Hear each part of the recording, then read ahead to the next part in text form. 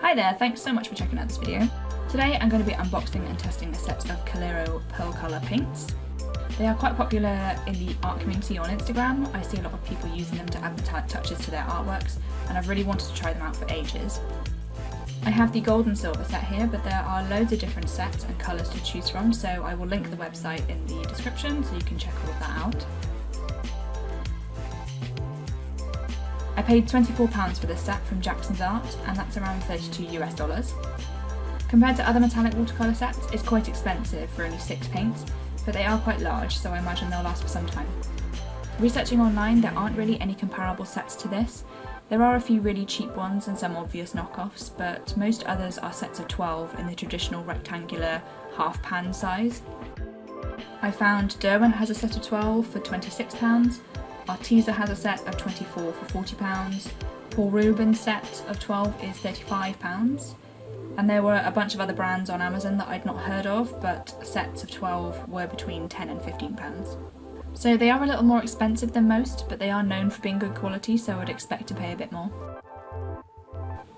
So it comes in cardboard packaging with little windows to see the paint pans through. It's a pretty simplistic design with some basic instructions on the back. The paints come in a plastic case, and they have a nice little info card that tells you all the paint colours, and it shows you what each colour will look like on white and black paper, although it can't really show the full metallic sheen that you'll get when you use it yourself.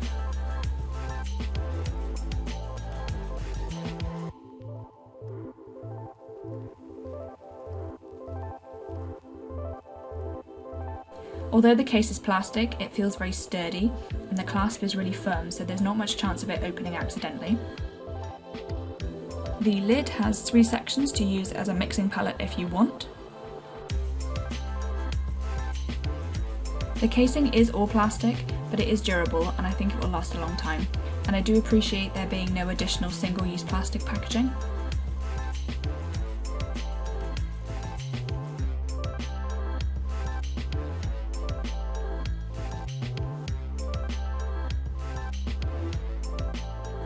It has a gap to put a paintbrush in, and you could probably get 2 small ones in there if you wanted to, so it's pretty good for travel.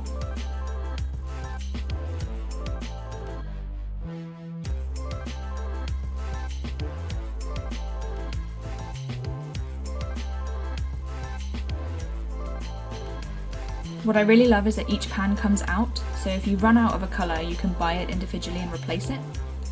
It then stops the case becoming useless and going to landfill as plastic waste. The white circular pans are also plastic, but once empty they can definitely be reused for other things. I would probably find them quite useful for things like mixing gouache or acrylic painting.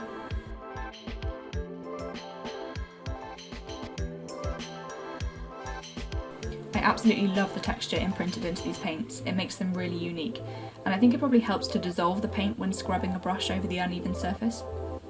They do kind of look like eyeshadow though, but I like that.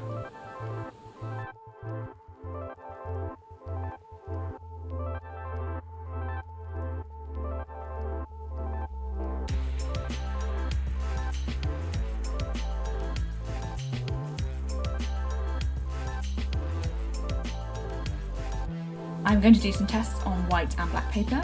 The instructions on the back say to add water and leave it for 3 minutes before using. They also have a video on their website demonstrating the difference between using it after 30 seconds and 2 minutes, and it's definitely worth being patient and waiting as you get a much better result.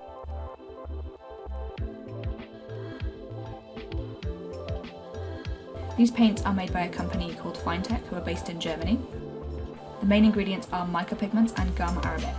So mica is a naturally occurring mineral which can be ground into a powder and creates a glittery metallic effect. And gum arabic is made from the sap of the acacia tree, and it's used as a binder to keep the mica powder together and make a fluid paint. Finetec also say they don't use any filler materials such as gypsum, which makes for a more intense colour. They don't go into detail, but their website says they purchase all their ingredients from reputable German manufacturers. The paints don't contain any animal products, making them fully vegan, and the company also make a donation from their annual profits to animal welfare organisations, which is really nice to hear.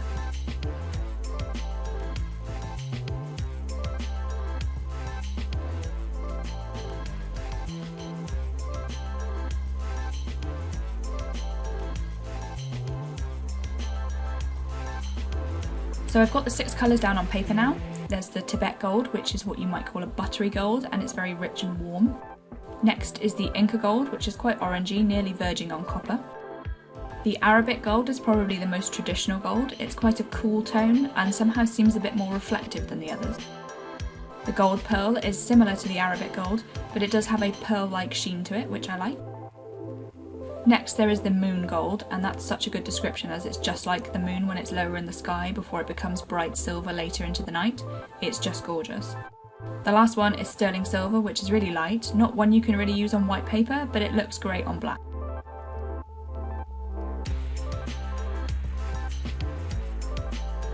I am really impressed with how opaque they are. The coverage is great and it flows nicely from the brush. Although they don't advertise them as being a watercolour, they work just like any other watercolour would. As I'm showing here, you can add more water to give a less solid look if you wanted a hint of a sheen on something.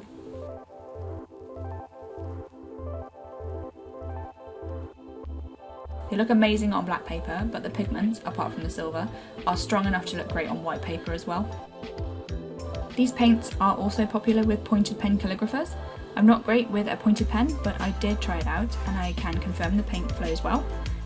I didn't record it as the nibs I have are old ones that I had in my teens and they got used and abused, so that and the fact that I'm rubbish at it means it didn't give a good result.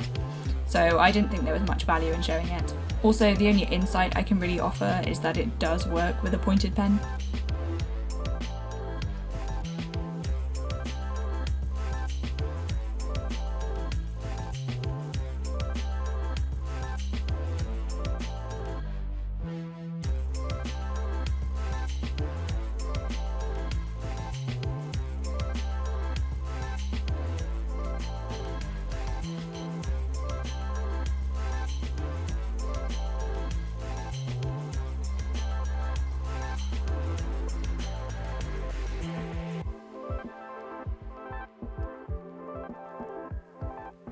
Just for comparison, I'm showing the set of metallics I was using previously. These are not good quality at all and cost me about £1.50 from a local craft shop. For their price, they aren't bad, but you can really see the difference in colour strength and opacity to the Finetec ones.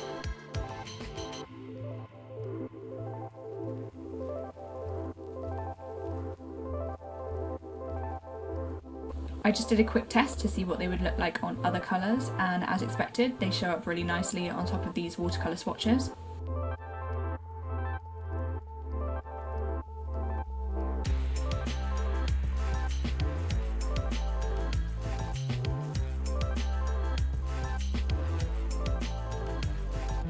I tested out adding some detail to some leaves I painted and it looks really nice, and you can also see how well the paint covers up the dark green watercolour.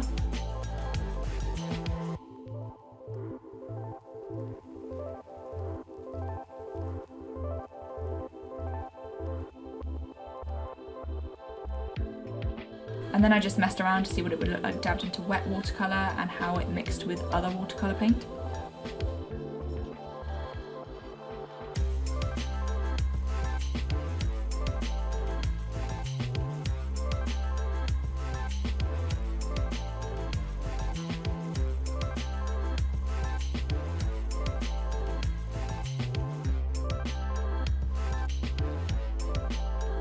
So according to the packaging, the paint can be used on nearly all surfaces, which I think is a pretty bold statement, so challenge accepted, Finetec. I'm going to test them on a variety of materials. As the paint is water soluble and quite thin, I fully expect it to work on porous objects and not on non-porous objects. So first up, I'm trying it on some cardboard. And this cardboard is brown on one side but has a white shiny coating on the other, so I definitely think it's going to work on the brown side, no problem, but I'm not sure how it's going to turn out on the white side.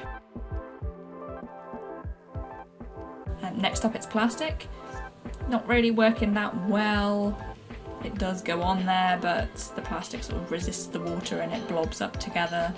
You don't get an even coverage of paint. And I'm trying some wood. And that is working out pretty well.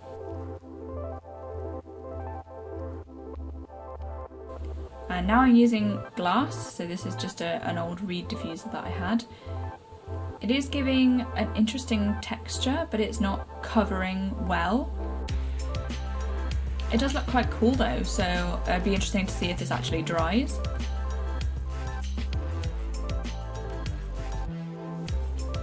And then we have a metal tin lid. Again, it's doing pretty much the same as the plastic, it's just blobbing together and not giving a good coverage. And here's a little glazed pot, and giving a similar look to the glass there.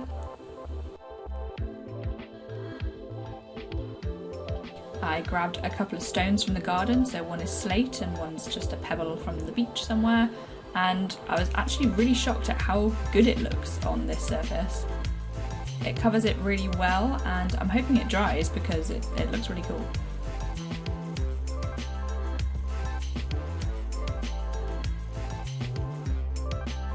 And this is just a salt dough decoration that I made, so I'm just trying it out on the back to see what happens there.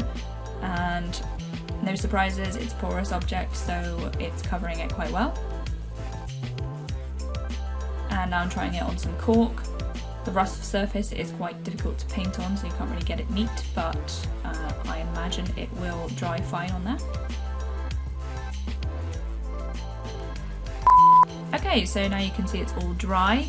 The brown side of the cardboard worked really well, and the white side did dry fine, but because of the shiny surface it just looked a bit streaky and didn't give a good coverage. The plastic did actually dry, but it just dried in blobs and is a bit ugly.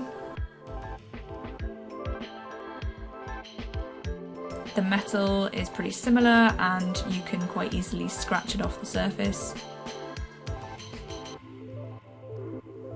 The glass did dry, and I actually think it looks really cool. It's a really interesting effect and pattern that's happened there. But yeah, if you wanted to give it a solid coat, then no, it wouldn't work. And you can see obviously it's a water soluble paint, so if you just put water on top, it will come off. But it doesn't rub off if you just use friction, which is quite good.